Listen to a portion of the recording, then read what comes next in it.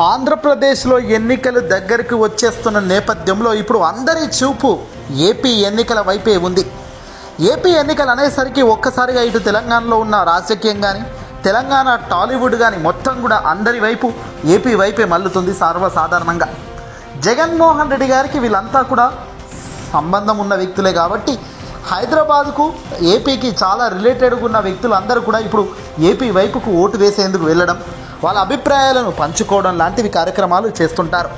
అయితే ఒక్కొక్కరు ఒక్కొక్క విధంగా స్పందిస్తున్నప్పటికీ టాలీవుడ్ పెద్దలు, అగ్ర హీరోలు ఎటువైపు ఉన్నారు, ఎవరికి ఓటు వేసేందుకు వాళ్ళు సిద్ధంగా ఉన్నారు అనే అనుమానం ఇప్పుడు వ్యక్తమవుతున్న తరుణంలో తాజాగా హీరో మహేష్ బాబు తన వ్యక్తిగత అంశాన్ని ప్రస్తావిస్తూ వివరించే ప్రయత్నం చేసినట్టు తెలుస్తోంది.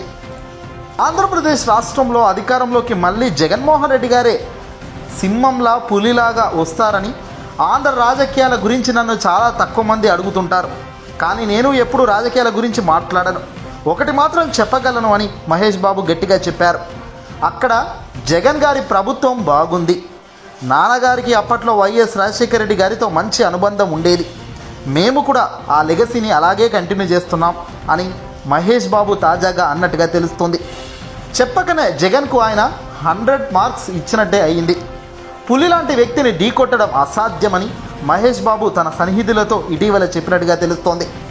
రాజకీయం పూర్తిగా సినిమాను తలపించే మాదిరిగా ఇక్కడ ఏపీలో కొనసాగుతున్న వేళ అగ్ర హీరోలు అందరూ కూడా ఎక్కువ మంది అధికార పార్టీ వైఎస్ జగన్ వైపుకే జై కొడుతున్నారు. పేద ప్రజలకు సంక్షేమం ఇవ్వడంలో జగన్ పాస్ అవ్వడమే కాదు, అభివృద్ధి దిశగా అడుగులు వేయడంలో సైతం మంచి మార్కులే సాధించడంతో అందరి చూపు జగన్ వైపే ఉంది.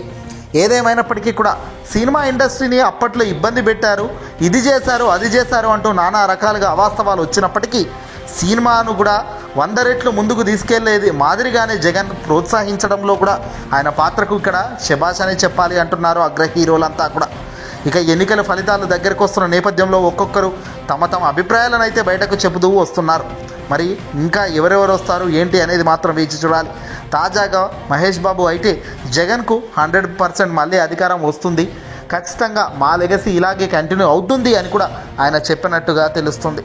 ఈ వీడియోని అసలు లైక్ కొట్టి షేర్ చేయండి.